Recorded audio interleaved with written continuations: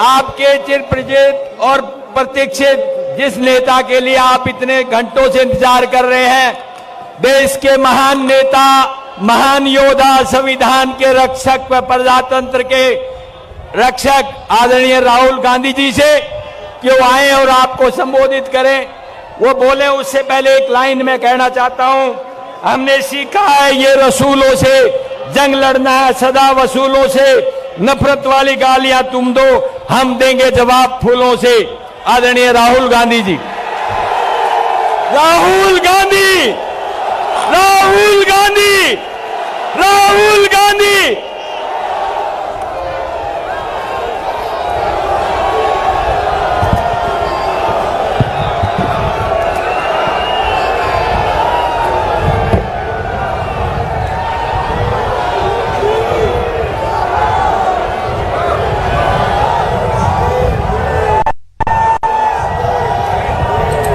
खारगे जी, केसी वेणुगोपाल जी, शक्ति सिंह जी, उदयबान जी, भूपिंदर हुड्डा जी, कुमारी सैलजा जी, रणदीप सुरजेवाला जी, दीपेंद्र हुड्डा जी, Digvijay Singh ji, DK Shiv Kumar ji, Narayan Swami ji, stage पे Congress party के सब वरिष्ठ नेता,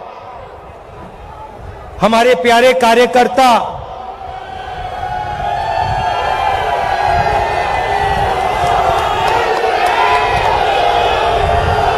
मतलब दूसरा नाम आपका, प्यारे कार्यकर्ता का दूसरा नाम बब्बर शेर और शेरनिया,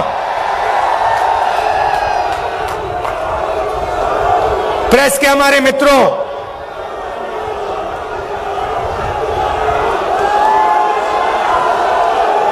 भाई और बहनों, आप सबका यहां बहुत बहुत स्वागत, नमस्कार।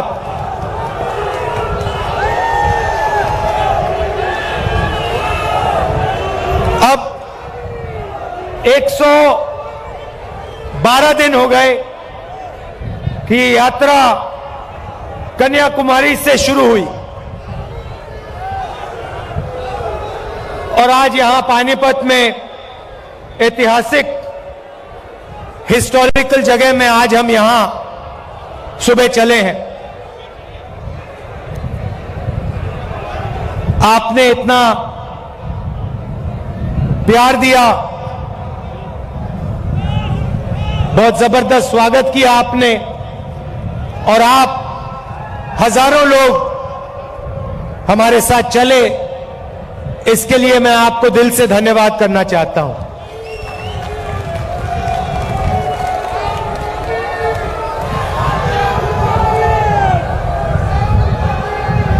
भाइयों और बहनों, एक सवाल शुरू करने से पहले एक सवाल है मेरा। हिंदुस्तान की आबादी कितनी है?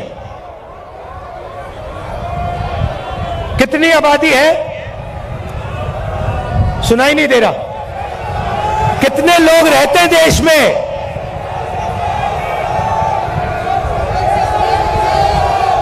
कितने?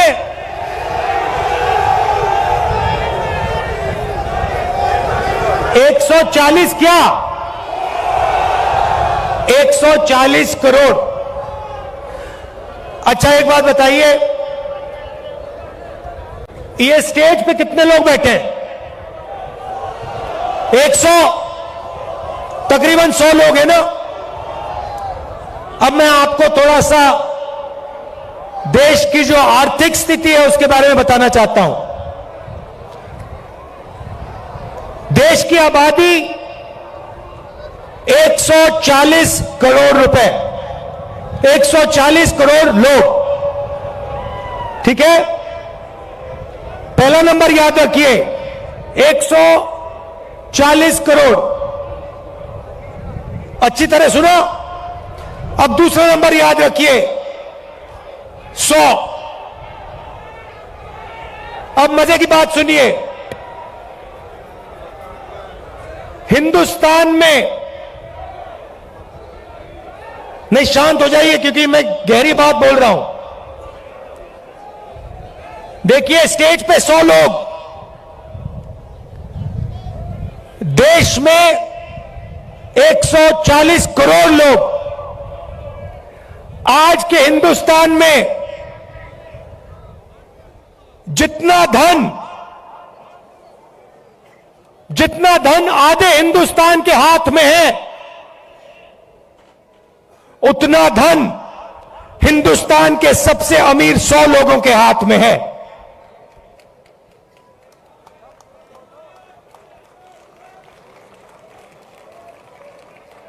जितना धन आधे हिंदुस्तान के पास है, उतना धन हिंदुस्तान के सबसे अमीर 100 लोगों के हाथ में है।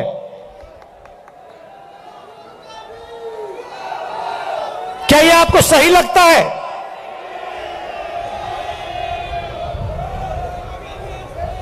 क्या आपको इसमें न्याय दिखाई देता है?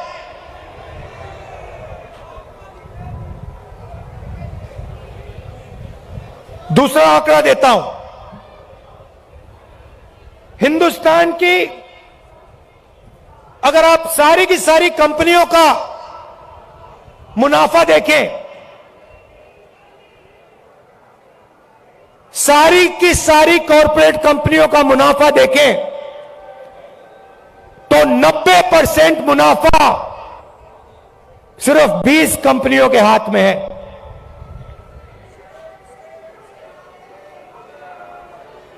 मतलब 90% मुनाफा 20 कंपनियों के हाथ में, और इस देश का आधा धन 100 लोगों के हाथ में। यह है नरेंद्र मोदी जी के हिंदुस्तान की सच्चाई।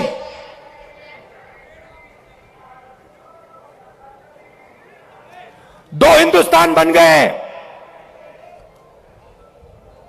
एक किसान, मजदूर, छोटे दुकानदार, बेरोजगार युवा, इनका, इसमें करोड़ों लोग रहते हैं।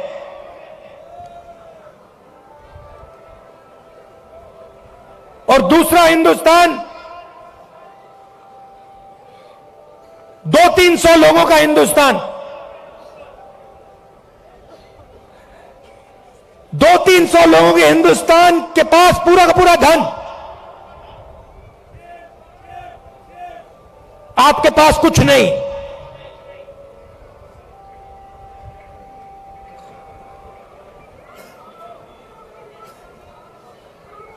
आपके पास ये पानीपत में जो हवा है, जिसमें आप सांस नहीं ले सकते, वो है आपके पास।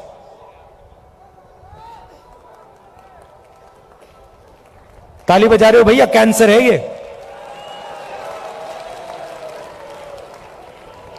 आपको भी हो रहा है, सबको हो रहा है। अच्छा, पहले क्या था? पहले ये जो आपका शहर है, स्मॉल और मीडियम इंडस्ट्री का सेंटर था। यहां पे हजारों छोटे बिजनेस चलते थे, लाखों लोगों को रोजगार मिलता था।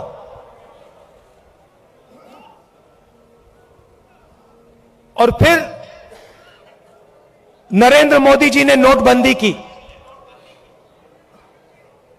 गलत जीएसटी लागू की,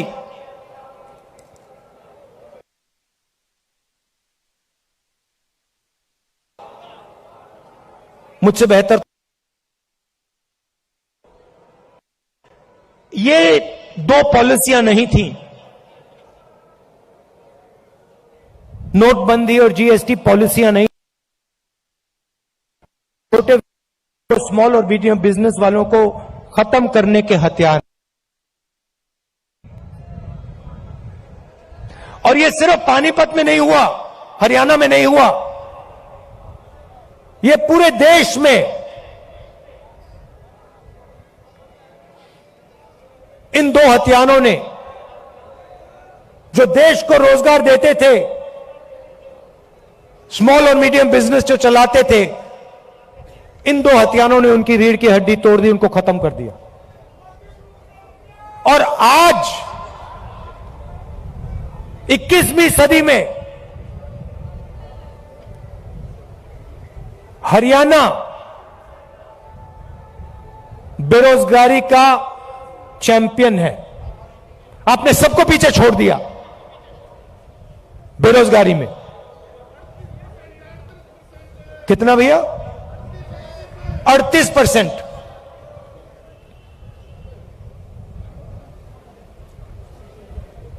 खुशी की बात नहीं,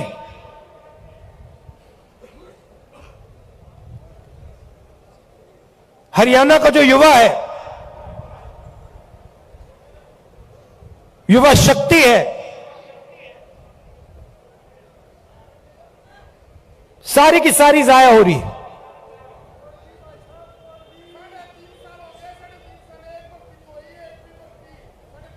अच्छा भैया, 3.5 साल हो गई, एक भर्ती नहीं हुई। मुझे पहले अग्निवीर के बारे में बताओ। ये अग्निवीर योजना मुझे पहले समझा दो, ये है क्या? भर्ती की बात करनी है तो अग्निवीर की बात करो।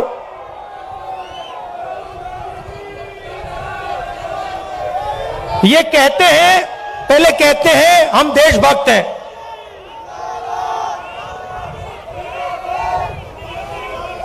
कहते हैं बीजेपी वाले लोग कहते हैं हम देशभक्त हैं। मुझे इनकी देशभक्ति समझाओ। हिंदुस्तान में लाखों लोग, हाँ लाखों युवा सुबह उठ के 4 बजे,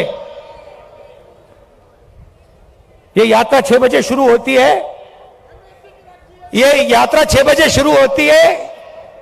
इसके बारे में कंप्लेंट आ रही है कि भैया इसको 6 बजे नहीं, इसको 7 बजे शुरू करो। मैं कहता हूं नहीं, मैं नहीं करता, मैं 6 बजे करूंगा। 8 बजे कह रहे हैं, देखो ये 6 बजे चालू होती है। किसान कितने बजे उठता है? 4 बजे।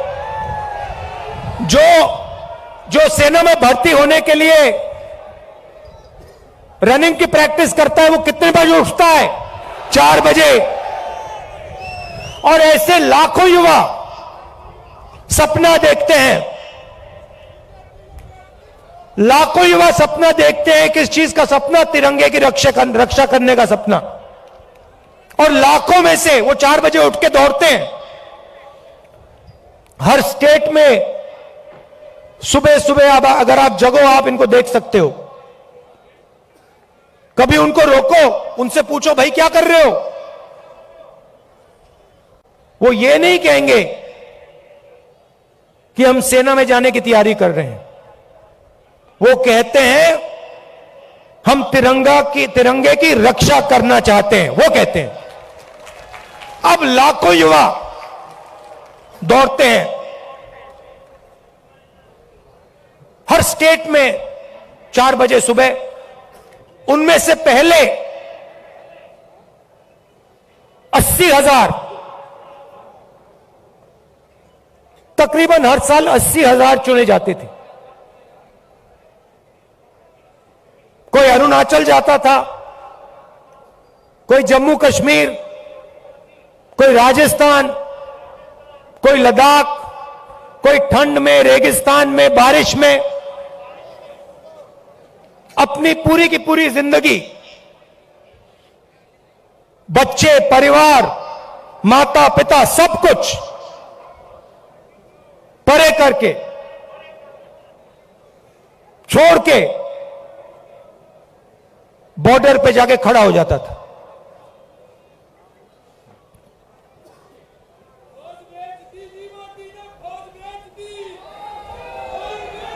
नहीं, सुनो, बात सुनो। वो बॉर्डर पे खड़े होते थे, वहां पे तूफान आ जाए, बर्फ गिर जाए, गोली लग जाए, बम फट जाए, कुछ नहीं।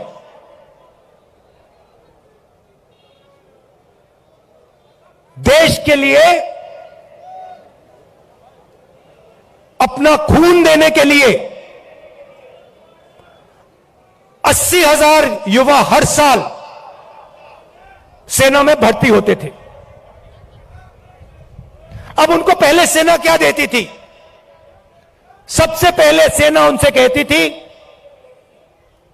देखो एक दिन ऐसा आ सकता है जब आपको हिंदुस्तान के लिए लड़ना पड़ेगा, शायद आपको शहीद होना पड़ेगा, मगर हम आपको एक बात की गारंटी देंगे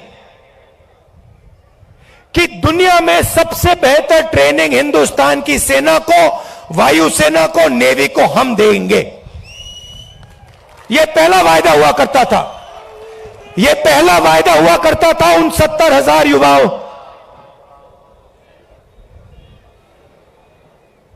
आर्मी कहती थी, हिंदुस्तान की सरकार कहती थी, तुम्हें हम बिना ट्रेनिंग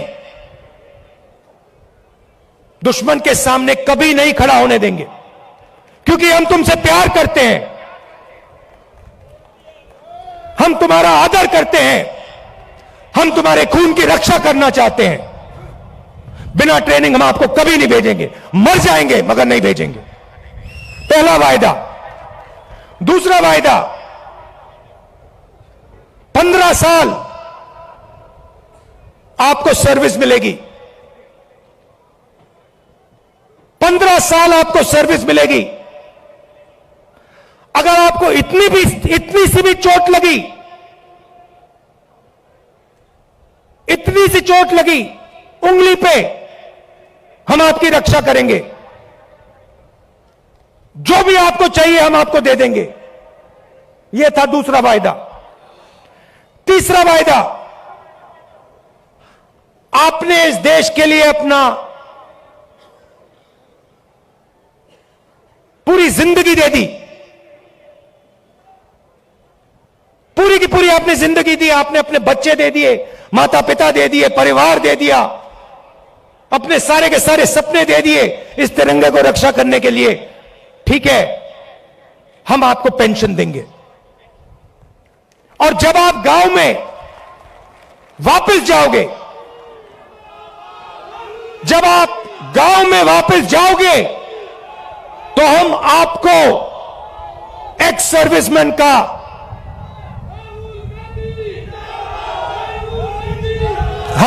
एक्स सर्विसमैन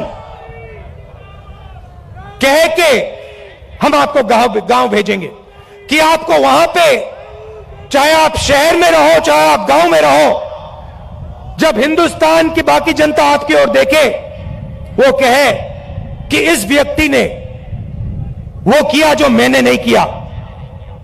इस व्यक्ति ने अपनी जिंदगी इस देश को दी, अपना खून इस देश को दिया, अपने सपने इस देश को दिए, और इसीलिए मैं इस व्यक्ति का आदर करूंगा, इसका रिस्पेक्ट करूंगा। ये 3 वायदे हिंदुस्तान की सरकार, हिंदुस्तान की जनता अपनी सेना, अपनी वायुसेना और अपनी नेवी के हर व्यक्ति को देती थी। अब अग्निवीर योजना ने, नहीं सुनिए, अग्निवीर योजना ने ये तीनों के तीनों वायदे तोड़ दिए हैं। अग्निवीर योजना क्या कहती है? उन्हीं 70,000, उन्हीं लाखों युवाओं से कहती, भैया 80,000 तो नहीं लेंगे, 40,000 लेंगे।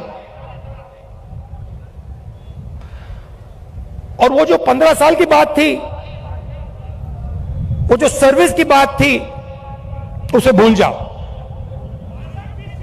4 साल बाद, पहले 80,000 लिए जाते थे, 4 साल बाद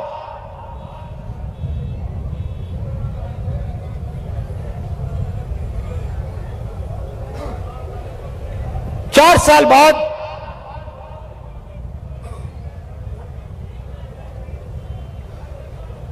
हम 75% को वापस भेज देंगे, निकाल देंगे, बस 25% हम रखेंगे।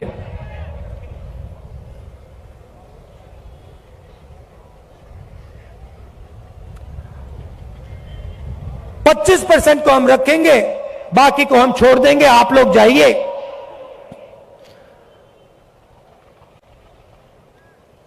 बेरोजगार हो जाइए। अच्छा, जो पहले हम ट्रेनिंग देते थे, जो सैनिक को तैयार करने में 5, 10, 15 साल लगते हैं, मिसाइल चलाने में, रॉकेट चलाने में, हथियार को ठीक से चलाने में जो टाइम लगता है उसको भूल जाइए। सिर्फ 6 महीने की ट्रेनिंग की जरूरत है। 4 साल बाद घर वापसी। तो ये वायदे नरेंद्र मोदी जी ने और बीजेपी ने तोड़े हैं। जब मैं ये बात उठाता हूं तो कहते हैं मैं सेना के विरोध बात कर रहा हूं। मैंने बोला था, प्रेस के मित्र हैं, ये भी उनकी बात करते हैं कि देखो भैया, समझ गए आप, मैं सेना की बात उठा रहा हूं। मैं कह रहा हूं कि 15 साल आप सर्विस देते थे, 80,000 युवाओं को देते थे,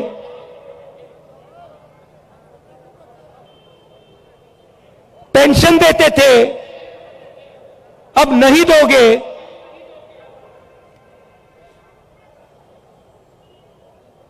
पहले ट्रेनिंग देते थे, सालों के लिए ट्रेनिंग देते थे, अब 6 महीने की ट्रेनिंग दोगे। अग्निवीर योजना वो लाए और मैं सेना के खिलाफ बात कर रहा हूं।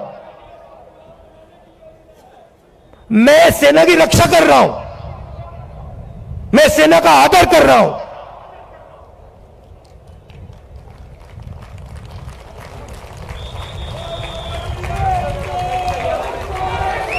और भाई और बहनों, एक और बात,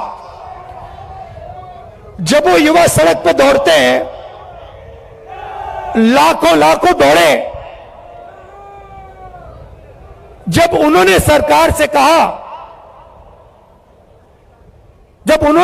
सरकार से कि भैया ये अग्निवीर योजना हमें अच्छी नहीं लगी, हम आर्मी में देश की रक्षा करना चाहते हैं, तो फिर सरकार ने क्या किया आप जानते हो? सरकार ने कहा कि इनके अगर चेहरे कैमरा पे आ गए, जो धरना दे रहे थे, अगर इनके चेहरे कैमरा पे आ गए तो इनको कोई सरकारी नौकरी नहीं मिलेगी। और धमकाया उनको कि बाहर मत आओ, अग्निवीर के बारे में सच्चाई मत बोलो, नहीं तो तुम्हें सरकारी रोजगार नहीं मिलेगा। मैं चला हूं, 3000 किलोमीटर चला हूं, वो सारे के सारे युवा मुझसे मिल रहे हैं, सारे के सारे कह रहे हैं कि हमारा सपना तोड़ दिया, हमारा भविष्य बर्बाद कर दिया। छुपाई नहीं जा सकती बात। हरियाणा 10%, सेना को 10% हरियाणा लोग देते हैं, आप देते हो। हरियाणा का हर युवा जानता है, अग्निवीर का मतलब हर युवा जानता है, हर सैनिक जानता है।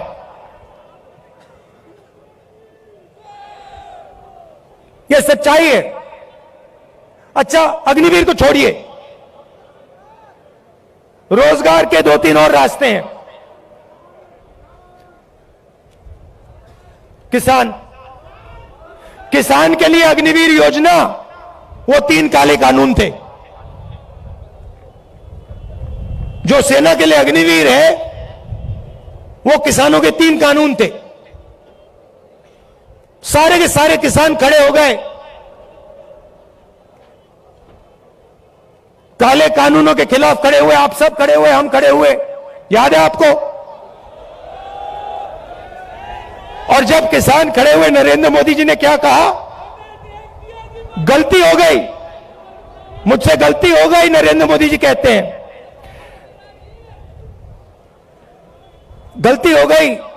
किसान सर्दी में, ठंड में बाहर बैठा था, बारिश में किसान बाहर बैठा था, तब आपको गलती नहीं दिखी। 1 साल लग गया आपको गलती पहचानने में। 700 शहीद हो गए। किसानों को उग्रवादी बताया था, यह सच्चाई है। नहीं भैया, देखिए, चाय बेचने वाले बहुत जानते हैं, चाय बेचने वाले बहुत कुछ जानते हैं।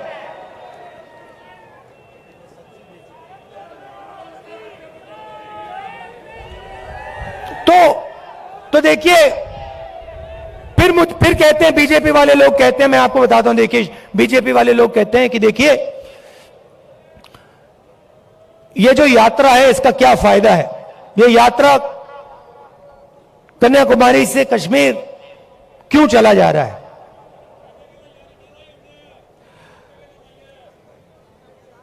भारत जोड़ो यात्रा क्यों की जा रही है, मैं आपको बताता हूं। क्योंकि इन्होंने पूरे देश में डर और नफरत फैलाने का काम किया है। जहां भी ये जाते हैं, चाहे वो नोटबंदी हो, गलत जीएसटी हो, इनकी सब योजनाएं डर फैलाती हैं। डर फैलाते हैं और फिर उस डर को नफरत में बदल देते हैं। तो सबसे पहले भारत जोड़ो यात्रा ने इस नफरत के खिलाफ, डर के खिलाफ एक दूसरा रास्ता दिखाया है। इस यात्रा में कोई नफरत नहीं है, आपको नहीं दिखेगी, ढूंढ लो। यहां पे सब हिंदुस्तानी चल रहे हैं, हिंदू, मुस्लिम, सिख, ईसाई, सब, हर जात के लोग, हर धर्म के लोग, हर भाषा बोलने वाले लोग एक साथ चल रहे हैं, प्यार से चल रहे हैं, मोहब्बत से चल रहे हैं। कोई गलत बात नहीं बोल रहा है। कोई गिरता है तो कोई सवाल नहीं पूछता, भैया तुम्हारा धर्म क्या है, तुम्हारी जात क्या है, ना, एकदम उठा देते हैं, मदद करते हैं। सारे रास्ते में, हर स्टेट में जब हमारे लोगों को चोट लगती है, कोई ना कोई उनकी मदद करता है। आम जनता खाना देती है, पानी देती है, मदद करती है। ऐसा हिंदुस्तान हमें चाहिए। मैंने बोला, उन्होंने पूछा क्या कर रहे हो? आपके नफरत के बाजार में मोहब्बत की दुकान खोल रहा हूं।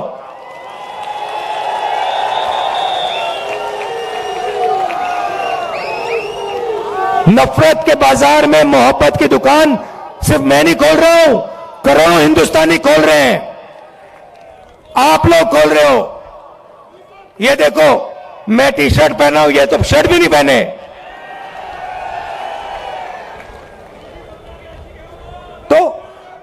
तो इस यात्रा ने नफरत को मिटाने का काम किया है।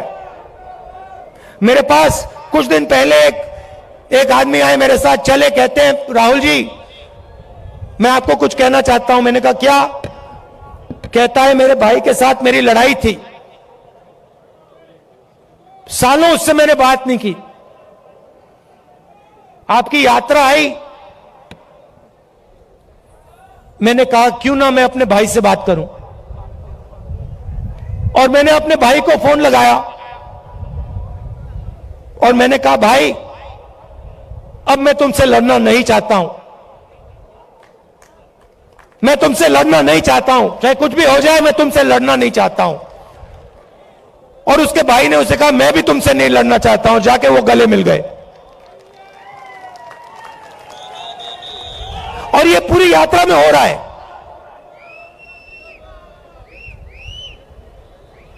बहुत सारे लोग मेरे पास आए, मेरा पुराना मित्र था, उससे मैं लड़ गया, मैंने उससे दोस्ती कर ली।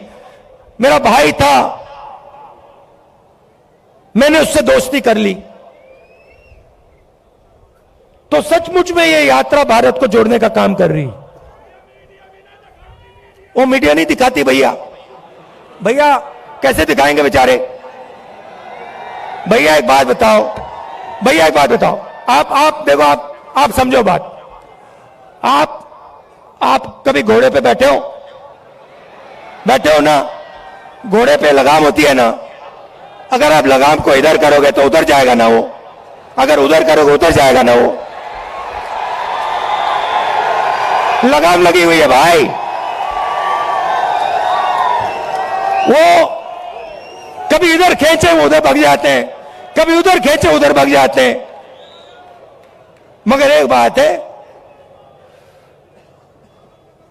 घोड़े के ऊपर मोदी जी की फोटो जरूर दिखेगी, वो तो दिखेगी। तो भैया अब बेचारे के ऊपर लगाम लगा हुआ है, वो क्या करें, उनकी गलती नहीं है, इनको भी जीना है, खाना खाना है, बच्चों की देखभाल करनी है, करनी तो है ना, सही बात है। तो ये देखो, ये मुस्कुरा रहे हैं, देखो ये मुस्कुरा रहे हैं, कह रहे हैं हाँ भैया बात सही, भैया को कह रहे हैं, देखो बोल रहे हैं हाँ बात तो सही की। तो हम समझते हैं कि आपके ऊपर आपके लगाम लगा रखी है, और हम जानते हैं कि हम जानते हैं कि आप सच्चाई को पहचानते हो, सच्चाई बोलना चाहते हो, मगर मुश्किल है,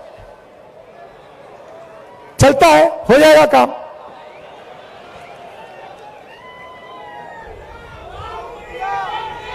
तो दूसरी बात, भारत जोड़ो यात्रा का दो और लक्ष्य हैं। एक, नफरत के खिलाफ खड़ा होना, एक हिंदुस्तानी को दूसरे हिंदुस्तानी से जोड़ने का काम, मोहब्बत फैलाने का काम, यह यात्रा का लक्ष्य है। दूसरा लक्ष्य, जो देश में बेरोजगारी फैल रही है उसके खिलाफ खड़ा होने का है। और आखिरी बात, जो महंगाई है, जो आप सबको लगती है, चुभती है। पहले 400 रुपए का सिलेंडर होता था, आज 1100। पहले 60 रुपए का पेट्रोल, आज 100 रुपए का पेट्रोल। तो उसके खिलाफ खड़े होने की यात्रा है। और अंत में, जो हिंदुस्तान की आर्थिक स्थिति है, जो मैंने पहले बात बोली, 100-200 लोगों के पास हिंदुस्तान का 50-60% धन, और किसान, मजदूर, छोटे व्यापारियों के पास कुछ नहीं। ऐसा हिंदुस्तान हम नहीं चाहते हैं। इसमें सबकी इज्जत होनी चाहिए, भाईचारा होना चाहिए, मोहब्बत होनी चाहिए। मिलकर यह देश आगे जा सकता है, किसी का भी मुकाबला कर सकता है, किसी भी देश का मुकाबला कर सकता है। तो यह हमारा लक्ष्य था, और आपने इतना समर्थन दिया, इतना प्यार दिया, इतना प्यार दिया, इसके लिए मैं आप सबको धन्यवाद कहना चाहता हूं। आखिरी बात, एक मैंने सोचा, अभी बोल रहा था तो मैंने सोचा, देखिए आप सबके पास भाई बहन रिश्तेदार हैंगे ना, मजदूर गरीब आदमी, बिल्कुल।